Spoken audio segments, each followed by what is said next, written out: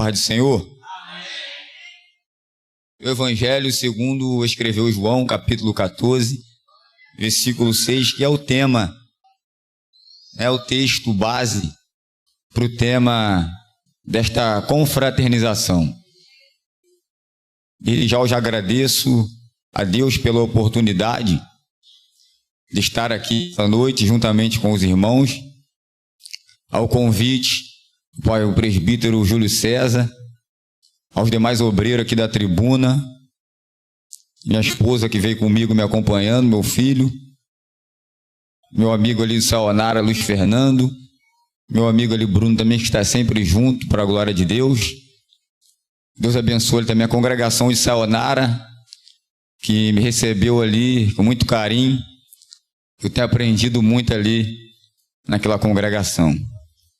Deus abençoe o presidente dessa igreja, e abençoe essa igreja, o ADIP, todo este trabalho, lançando a rede, o evangelismo, permitindo Deus, amanhã o culto, que Deus abençoe, segundo a sua palavra. Diz assim a palavra do Senhor, capítulo 14, verso 6. Deixar aqui de agradecer também ao meu amigo Leandro, presbítero ali do Meio da Serra, que tem sempre aberto ali a congregação, né? Tem dado o privilégio, a oportunidade para a gente estar crescendo na graça e no conhecimento do Senhor Jesus. Tem aqui o pastor Valdir também, que tem sempre aberto a oportunidade, tem tido paciência comigo para a glória de Deus. Diz assim a palavra do Senhor. Disse-lhe Jesus: eu sou o caminho e a verdade e a vida. Ninguém vem ao Pai senão por mim. Eu gostaria de tomar como base também o Evangelho segundo escreveu João, o mesmo Evangelho, capítulo 10, o verso de número 16 somente, que diz assim: ainda tem outras ovelhas que não são deste aprisco. Também me convém agregar estas, e elas ouvirão a minha voz, e haverá um rebanho e um pastor. Visto que a Judéia e a Galiléia tornara o berço do cristianismo pela entrega, pela devoção, pela evolução, pelo comprometimento do Senhor e Salvador Jesus Cristo. Visto que Jesus, a Bíblia diz que ele não teve por usurpação ser igual a Deus, ao ponto de entendermos este sacrifício. A Bíblia diz em Hebreus capítulo 10, verso de número 5, pelo que entrando no mundo diz: sacrifício e oferta não quiseste, mas corpo me preparaste. Visto que ele tabernaculou no meio dos homens, este contexto que lemos aqui nos dá a entender que Jesus, ele despiu da sua coroa, da sua glória, do seu séquito, da sua majestade, do trono, por um espaço de tempo, vindo à terra com o propósito de não turistar na terra e nem de passear por ela. Jesus veio com um propósito único e ímpar de ligar a criatura ao Criador. Eu disse outrora que a Judéia e a Galiléia se tornara o berço do cristianismo, visto que o Oriente Médio havia uma crença na pessoa bendita do Senhor dos Exércitos, mas ainda não havia sido rasgado o véu dos seus corações, não entenderam o propósito. Gálatas 4:4, a Bíblia diz: mas vindo a plenitude dos tempos, Deus enviou o seu Filho, nascido de mulher, sob a lei, para remir os que estavam debaixo da lei, a fim de recebermos a adoção por filho. Jesus veio no ventre de uma virgem chamada Maria, desposada com varão da tribo de Judá, da casa de Davi, da linhagem de Jacó, chamado José, homem bom, homem íntegro, homem de a palavra que o Senhor havia dado a José. José recebe o propósito e começa a acreditar naquilo que o Senhor falara. Observe que o reino de Deus só tem um propósito de alguém lançar a mão no arado. O propósito é de promover o próprio reino. Não tem como eu me promover com a palavra de Deus. Eu posso até tentar me promover nas redes sociais, usando a pregação da palavra, mas será em vão a minha caminhada. Observe que José e Maria estão cumprindo atos proféticos.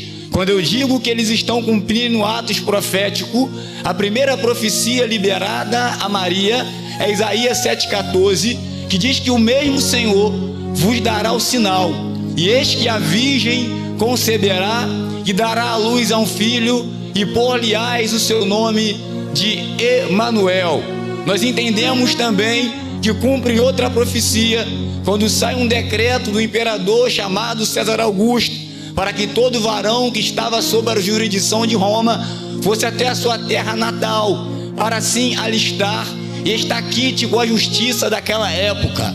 José e Maria andam aproximadamente mais de 100 quilômetros, saindo de Nazaré, norte de Israel, terra esta remota, e vai até Belém. Belém, que fica em Judá, que é o reino do sul, aonde nasceu o Messias. Cumpre a profecia do profeta Miqueias, capítulo 5, verso 2, que diz que tu, Belém, terra de Judá, de maneira nenhuma és a menor entre as capitais de Judá, porque de ti sairá o guia que há de apacentar o meu povo, ó Israel. Dentro deste contexto profético, cumpre-se outra profecia do profeta Isaías no capítulo 9, versículo 6, que diz que um menino vos nasceu, e o nome se nos deu, e o seu nome será chamado Maravilhoso, Conselheiro, Pai da Eternidade e Príncipe da Paz.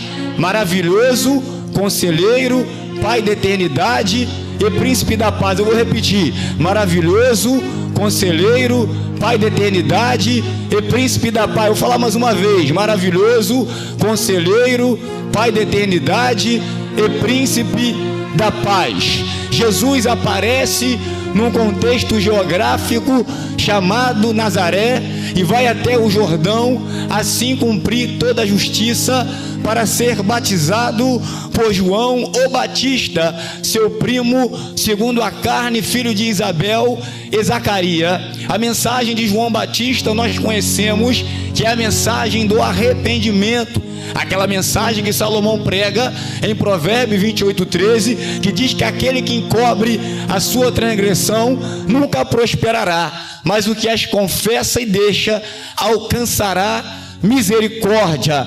A mensagem de João era uma mensagem uniforme, uma mensagem concreta, uma mensagem com base naquilo que lhe foi dado. Observe que João está cheio do Espírito, pregando no deserto da Judéia, no capítulo 1, no verso 29 desse mesmo evangelho que lemos. Nós vamos ver que ele aponta Jesus e diz: eis aí o Cordeiro de Deus que tira o pecado do mundo. Nós sabemos que o Cordeiro é o macho do carneiro até 1 ano de idade, ou seja, o Cordeiro é a primícia, o Cordeiro é o novo de Deus. O Evangelho é a boa notícia de Deus, o Evangelho é as boas novas de Deus, o Evangelho é as novas alegria de Deus. Observe que Jesus chega diante de João. João está batizando e João se opunha a batizá-lo. João é sincero em suas palavras, querendo promover o reino do céu.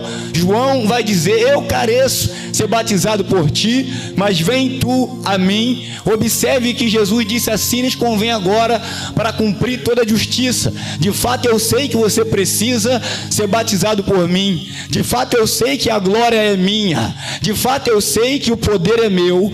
De fato eu sei que é eu que faço e realizo.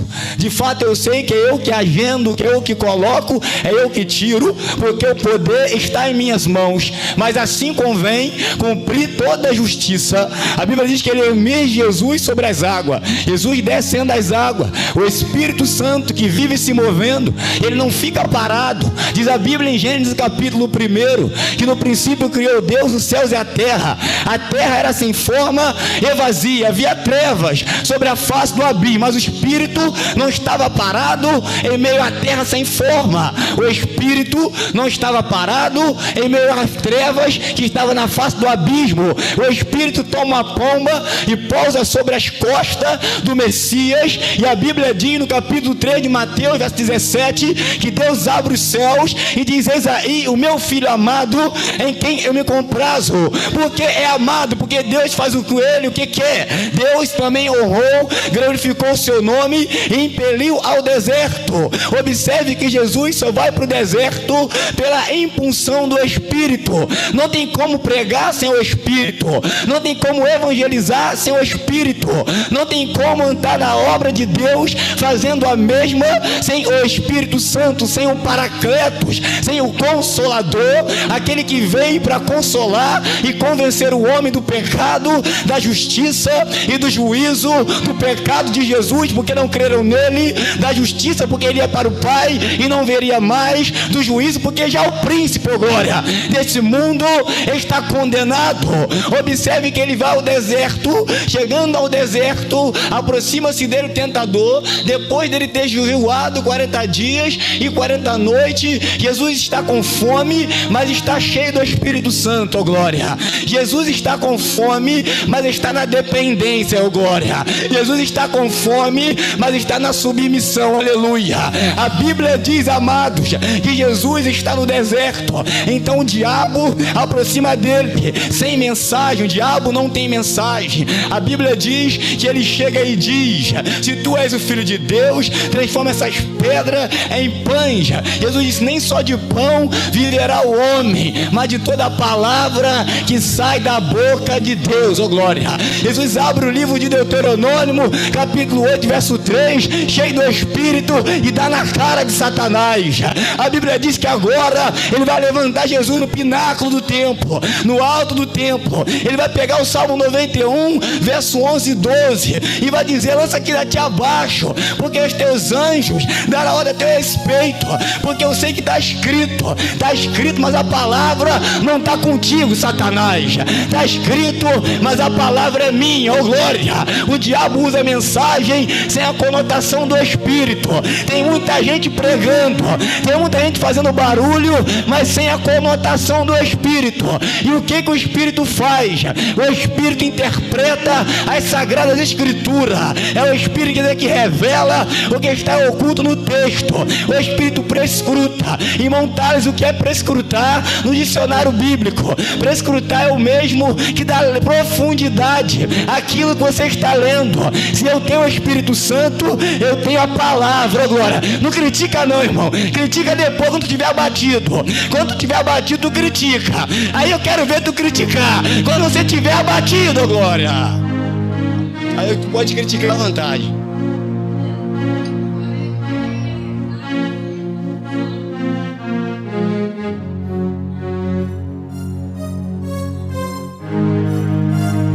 Coríntios 4, 8, verso 9. Paulo disse: em tudo somos atribulados. Em tudo. No trabalho, na igreja, na sociedade, na internet. Em tudo somos atribulados.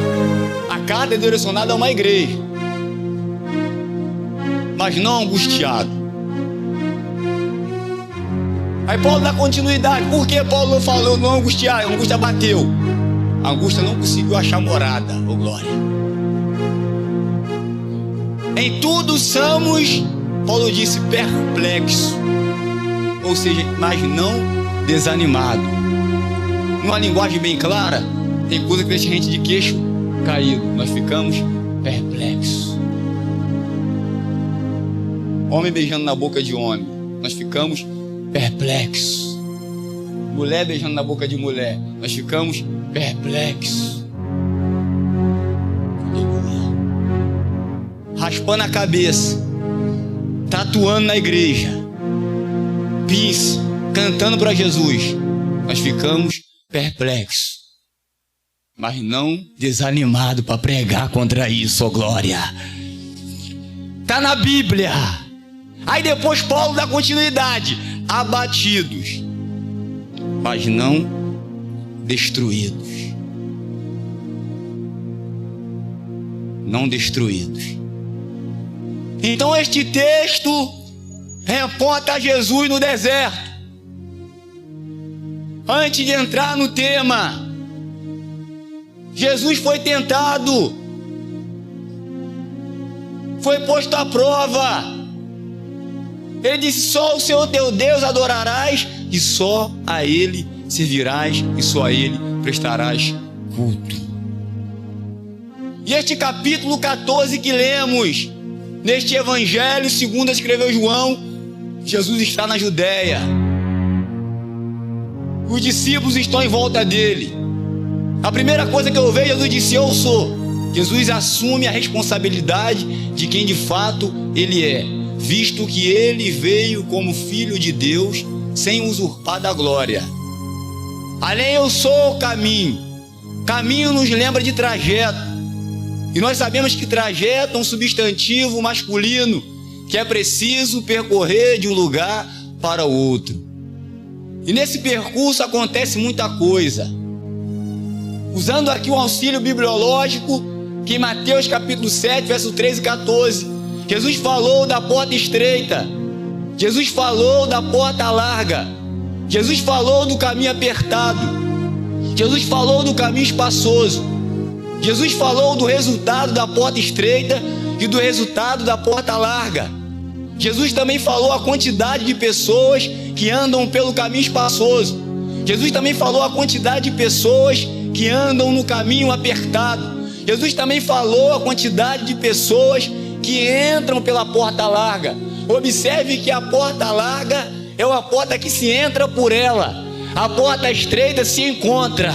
Rapidinho para você entender: a porta larga se entra por ela, mas a porta estreita se encontra. Se encontra é porque procura, se procura é porque tem interesse é porque sabe a recompensa da porta estreita. Observe que no capítulo 10 de João, versículo 9, Jesus disse: quem entrará por mim? Parece até uma contradição com o capítulo 7 de Mateus, verso 13 e 14, mas ele diz: entrará por mim, salvar-se-á. Que a primeira coisa que o pecador recebe ao confessar os seus pecados é o seu nome no livro da vida. Eu vou pregar. A Bíblia diz que depois de salvar, ele vai entrar, vai sair e vai voltar e vai achar pasto. Ou seja, vai achar mantimento, vai achar alimento, vai achar salmo, vai achar doutrina, vai achar revelação, vai achar união, vai achar comunhão, vai achar paz, vai achar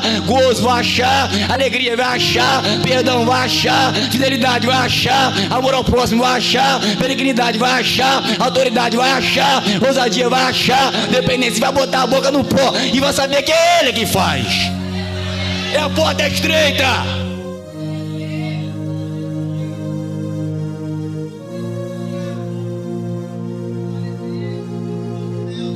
Se não tem um alimento na alma, não entrou pela porta chamada Jesus. E o que tem a ver o aprisco com essa mensagem? O aprisco é um lugar também, um espaço cercado, onde tem o pasto, onde tem a porta, onde tem as ovelhas e onde tem o pastor das ovelhas e os ataques às ovelhas. O mercenário que Jesus fala é um homem ambicioso que quer lucrar com as ovelhas. O ladrão, o salteador, que no dicionário bíblico significa bandido, ladrão de estrada, prefigura Satanás, que veio para matar, roubar e destruir. O mercenário, que não é o pastor das ovelhas, mas se intitula pastor, ele tem eloquência, ele é engraçado, ele é carismático, mas ele não se preocupa com as ovelhas. Não está nem aí se a ovelha consagra. Não está nem aí se a ovelha está santificando. Não está nem aí se a ovelha de fato está agradando a Deus. O mercenário, que é o homem que quer lucrar, ele arranca a lã das ovelhas, arranca o pagamento das ovelhas, a casa, carro, 13º, ele arranca. O mercenário, que não é pastor, depois de arrancar a lã, passa um período e ele agora quer arrancar o couro das ovelhas. Não tendo mais lucro com aquela ovelha, ela fica vulnerável para o diabo entrar e degolar. Porque o diabo não quer dinheiro, ele quer as almas. Então Jesus está falando da porta estreita. Jesus pregou sobre duas portas, a estreita e a larga. Ele não falou, vocês têm que entrar pela porta estreita. Eu vou obrigar vocês a entrar pela porta estreita. Ele indicou a porta estreita. É o mesmo de Deuteronômio 30:19, que indicou a bênção, que escolhe a vida. Ele indica, mas ele não obriga. Ele convida: vinde a mim, todos que estáis cansados e sobrecarregados, que eu vos aliviarei. Tomai sobre vós o meu jugo e aprendei de mim, que sou manso e humilde de coração, e encontrarei descanso para as vossas almas. O porteiro abre a porta para ele, porque ele é o bom pastor. O porteiro é o Pai. Aleluia, oh glória. O mercenário não entra pela porta. As ovelhas não conhecem a voz do mercenário, porque a voz é estranha. Então Jesus, ele é o caminho que leva até o aprisco de Deus, oh glória. E ele disse que o Pai, aleluia, deu esse mandamento, ele recebeu do Pai. E porque Jesus conseguiu hastear a bandeira do cristianismo, conseguiu que esse evangelho chegasse no Brasil, nos confins da terra, conseguiu que esse evangelho chegasse num país ocidental da América do Sul, conhecido também como país tropical, de acordo com os climas, é o Brasil. Chegou o evangelho. A minha mensagem que ele pregou na Judéia, nós estamos aqui fazendo menção nessa noite. Como diz o pastor Valdir, ela vem rasgando século, essa mensagem. Não teve leão que parou ela. Não teve perseguição política que parou ela. Deus não está nem aí para política. O negócio de Deus é com as ovelhas. Eu vou pregar. O negócio de Deus é com as ovelhas. Porque se a ovelha conhece o bom pastor, de maneira nenhuma seguirá o estranho. E se eu sou crente, de fato, eu devo promover o reino de Deus. Com o que, pregador? Pregando o evangelho, a palavra.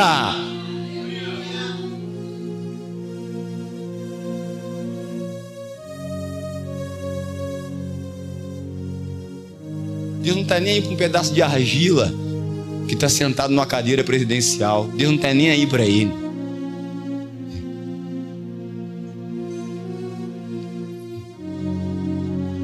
Se nós cremos de fato que ele é o bom pastor, nós temos que ir atrás das outras ovelhas que convém agregar, que ainda não são desse aprisco.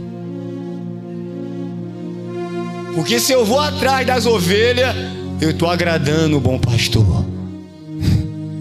E o ladrão, que é o salteador, não vai conseguir entrar no aprisco de Deus, irmão.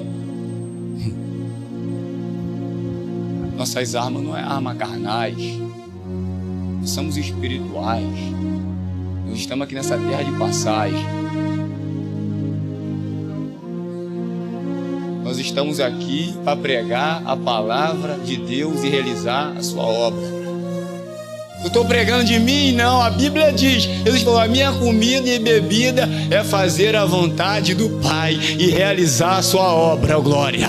Em João capítulo 6, verso 28, alguém disse para Jesus, que faremos para executarmos as obras do Pai? Aí Jesus disse no verso 29, as obras do Pai são essas, que creiais naquele que Ele enviou, oh glória. E como nós vamos ter essa ousadia? De acordo com Hebreus capítulo 10, verso de número 19. Tendo, pois, irmãos, ousadia para entrar no santuário, oh glória, pelo sangue de Jesus, aleluia, pelo novo e vivo caminho que Ele nos consagrou pelo véu, isto é, pela sua carne, oh glória. A carne dele foi dilacerada para mim poder pregar, e a qualquer momento Ele virá para buscar um povo lavado e remido, aleluia.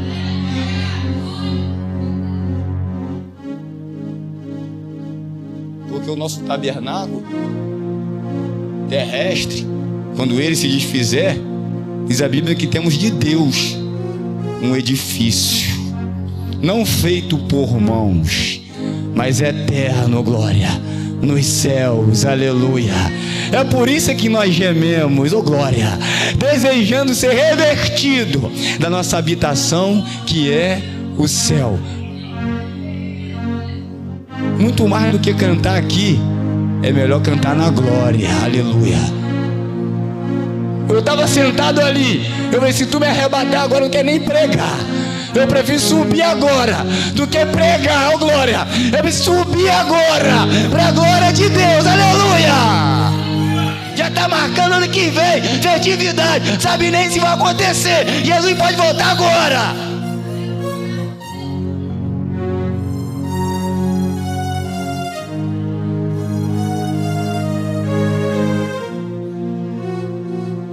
Nossa festa é na glória.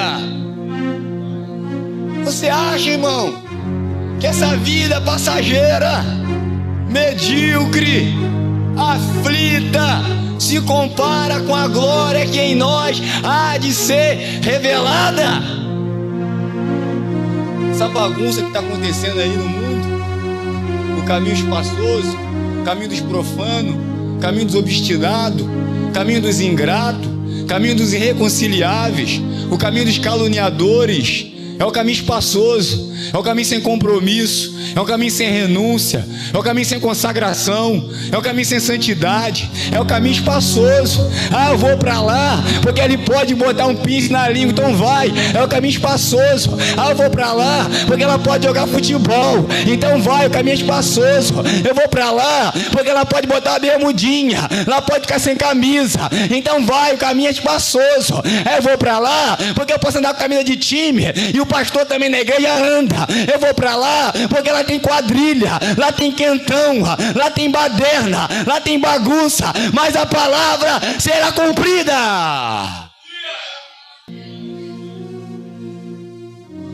Eu vou para lá, aleluia, porque o pastor é legal, ele é engraçado, ele tem seguidores.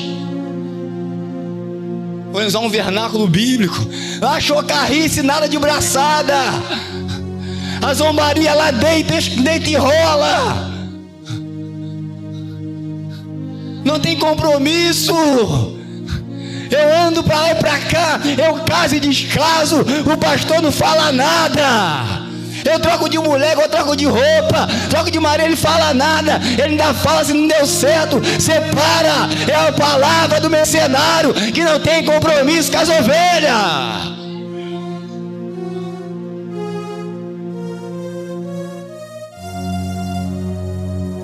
Eu vou pra lá porque lá eu posto foto com a família do outro e ninguém fala nada. Eu vou pra lá, aleluia, mas não tem compromisso de vocês que são jovens, aleluia, atenta pra palavra, pra doutrina, pra não sofrer, aleluia.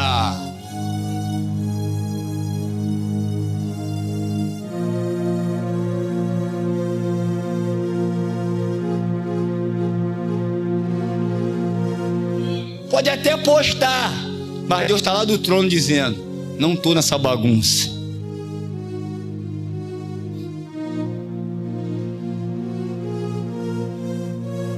A porta estreita só vai entrar quem quer entrar por ela. Pastor não vai botar ninguém lá dentro. Pregador não vai botar ninguém lá dentro. A porta estreita é o caminho do Espírito Santo, ô glória. Romanos 8:8. Os que andam na carne não podem agradar a Deus. 1 Coríntios 15:50, parte A do versículo: carne e sangue não herdará o reino de Deus. Eu preciso despir da velha criatura. Eu preciso insistir, crescer na graça e no conhecimento, ô glória. Porque a primeira mensagem que eu prego é quando alguém olha para mim, e olha para minha casa, e olha para o meu caráter. É a primeira mensagem que eu prego. Se não tiver o sangue do Cordeiro, não adianta. O sangue do Cordeiro faz com que o tabernáculo nessa terra. Porta larga ouve pagode numa boa. Porta larga ouve funk numa boa. É pro internauta também. Aleluia. É música mundana, não tem problema. Não fala palavrão. Vai escutando e vai morrendo espiritualmente. O Espírito Santo se retira. Joga no gato, joga no cachorro, joga no papagaio com gaiola na mão. Porta larga. Escancarada para levar para o inferno. A Bíblia diz, irmãos, no Salmo 9:17, que os ímpios serão lançados no inferno, junto com as nações que se esquecem de Deus. Que eu vou entregar. Jesus é tão categórico na sua pregação que ele falou de 2 resultados para finalizar aqui o tema. O caminho apertado é o caminho adequado. O caminho espaçoso é o caminho inadequado. A porta estreita é a porta da qualidade. A porta larga é a porta desqualificada. O resultado da porta larga é a perdição. O resultado da porta estreita é a vida eterna. E nunca mais vocês vão ver a minha face para a glória de Deus. Deus abençoe em nome de Jesus.